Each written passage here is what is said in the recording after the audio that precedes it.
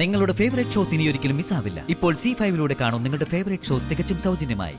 ഇത്രയേറെ ചുറുചുറുക്കോടെ ഓടി നടന്ന എന്റെ മകളെ എത്ര പെട്ടെന്നാ ദൈവം കിടത്തിക്കളഞ്ഞത്. ദൈവമൊന്നുമല്ല, ഞാന്. അമ്മ നന്നായിട്ട് പ്രാർത്ഥിക്കുന്നുണ്ട്. എന്റെ മോളുടെ അസുഖം എത്രയും പെട്ടെന്ന് മാറും.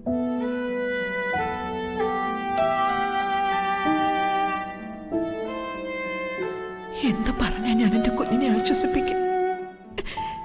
ദൈവമേ, പിടിച്ചു നിൽക്കാനുള്ള മനക്കരുത് എനിക്ക് തരണേ. മരുന്ന് കഴിച്ചതല്ലേ, മോൾ ഉറങ്ങിക്കോ. ശരി അമ്മ.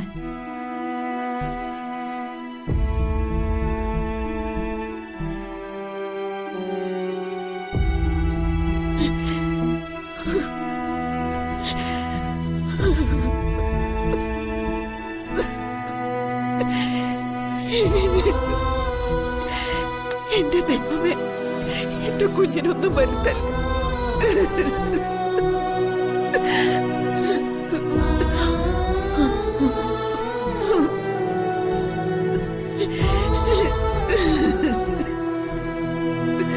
അമ്മേ,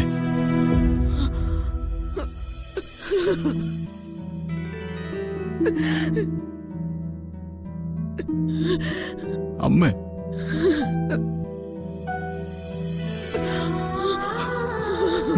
മോനെ,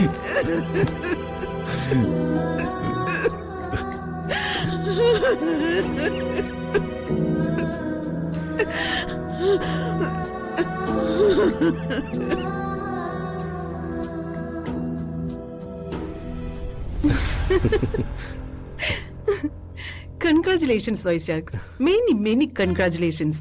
വിജയകരമായി ഈ ദൗത്യം നിർവഹിച്ചതിന് നിന്നോടുള്ള എന്റെ പ്രത്യേക നന്ദി ഞാൻ അറിയിക്കുന്നു. താങ്ക് യു ചേച്ചി, താങ്ക് യു. അക്ഷരാർത്ഥത്തിൽ ചെമ്പകമംഗലം വീട് തകർന്നു. അവിടിപ്പോ ശ്മശാന മൂകതയാ. കഷ്ടം, മഹാ കഷ്ടം. അവിടത്തെ ദുരാവസ്ഥയൊന്ന് നേരി പോയി കാണണം ചേച്ചി, എന്നാലേ ചേച്ചിയുടെ മനസ്സൊന്ന് തുറക്കൂ. ശരിയാ നീ പറഞ്ഞത്. സാഹിത്യ ഭാഷയിൽ പറഞ്ഞാൽ മാധുരി മരിച്ചതിന് ശേഷം ചുട്ടുപൊള്ളുന്ന ഒരു മണൽക്കാട് പോലെയായിരുന്നു എന്റെ മനസ്സ്. ഇന്ന കുറെ കാലങ്ങൾക്ക് ശേഷം എന്റെ മനസ്സൊന്ന് തണുത്തത്. എന്റെ മനസ്സും തണുത്തു ചേച്ചി. അതിലുപരി പ്രതികാരം വീട്ടാനായതിന്റെ വലിയ സന്തോഷത്തിലാ മൈഥിലി. ചെമ്പകമംഗലത്തിന്റെ സങ്കടം എന്റെ സന്തോഷ വൈശാഖെ. കരയണം, അവരെല്ലാവരും കരയണം. അവരെ എല്ലാവരെയും കരയിപ്പിക്കാൻ വേണ്ടിയാ എല്ലാം കളഞ്ഞിട്ട് ഞാൻ ഇവിടെ വന്ന് ജീവിക്കുന്നേ. നീ എന്താ മിണ്ടാതെ നിൽക്കുന്നേ? ഞാനും ചേച്ചിയോടൊപ്പം സന്തോഷിക്കല്ലേ ചേച്ചി? ഇതുപോരാ, നമുക്ക് ആഘോഷിക്കണം. നിനക്കെന്താ വേണ്ടത്? മദ്യം? എനിക്കിപ്പോ വേണ്ടത് മദ്യമൊന്നുമല്ല, പണം, കുറേ പണം. അത് വാതുറന്ന് ചോദിച്ചാ പോരെ? നിന്റെ അക്കൗണ്ട് നമ്പർ ഇങ്ങോട്ട് സെൻഡ് ചെയ്യും. എത്ര പണം വേണമെന്ന് പറയും, മടിക്കണ്ട.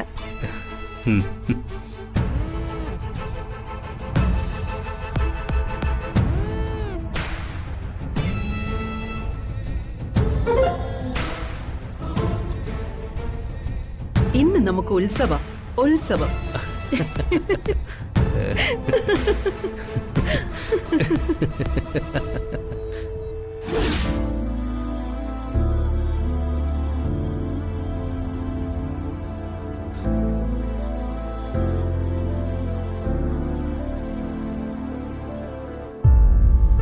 കൈമളേട്ടാ, ദാ. എനിക്കുള്ള കാപ്പിയാണോ? അതെ.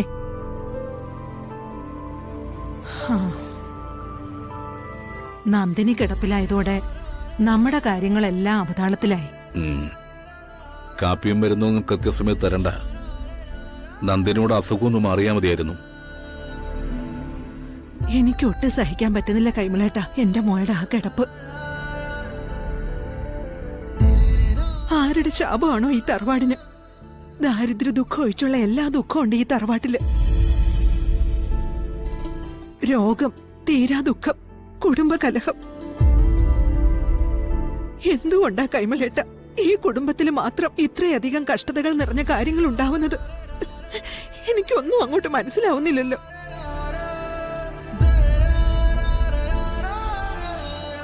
പ്രശ്നങ്ങൾ എല്ലായിടത്തും ഉണ്ട്. അതൊന്നും നമ്മൾ അറിയുന്നില്ലെന്നേ ഉള്ളൂ. എന്നാലും ഇങ്ങനെയുണ്ട് ഒരു ദുരിതം. ഒരു സമയത്ത് മനസ്സിന് ഒരു സ്വസ്ഥതയുമില്ല.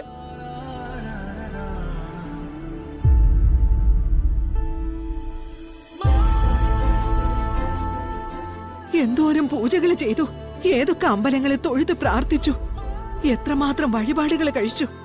എന്നിട്ടും ഒന്നിനും ഒരു പരിഹാരമില്ലല്ലോ കൈമളേട്ടാ. കുടുംബത്തിലെ ദുരിതങ്ങൾ അങ്ങനെ തന്നെ തുടരുകയാ. അനുഭവിക്ക്. എന്നോട് ചെയ്യുന്നതിന് 10 ഇരട്ടിയായിട്ട് തിരിച്ചു കിട്ടും.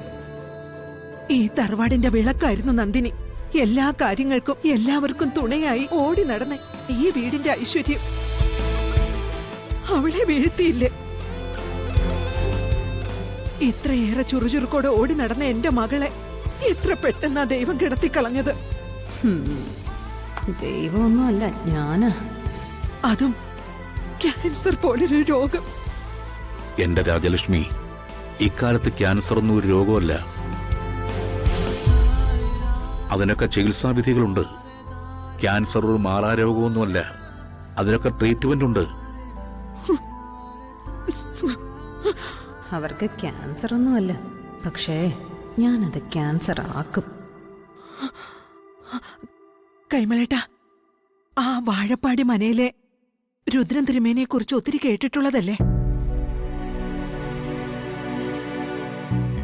നമുക്ക് അദ്ദേഹത്തെ ഒന്ന് വിളിപ്പിച്ച അദ്ദേഹം വരുമോ?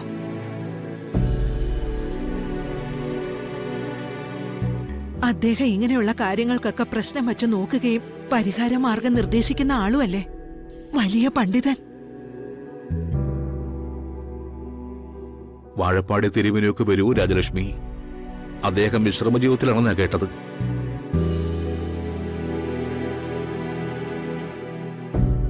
നമ്മൾ അത്ര പ്രശ്നത്തിലാണെന്ന് തിരുമേനിയോട് പറയണം. ഒരു ഗത്യന്തരവും ഇല്ലാഞ്ഞിട്ടാ തിരുമേനിയെ വിളിപ്പിക്കുന്നതെന്നും തിരുമേനി വന്നേ പറ്റൂവെന്നും അപേക്ഷ പോലെ പറയണം.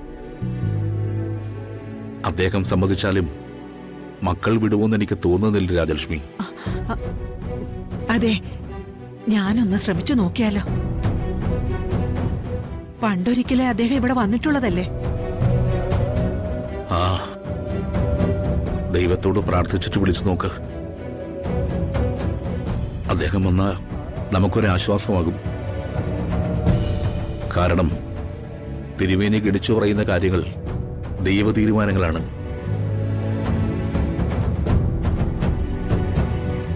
അല്ല കൈമളേട്ടാ, ഇന്ന് എപ്പോഴാ രാഹുകാലം? 7:30 മുതൽ 9:30 തോന്നുന്നു. ആ, എന്നാ രാഹുകാലം കഴിഞ്ഞ് ഞാൻ വിളിക്കാം.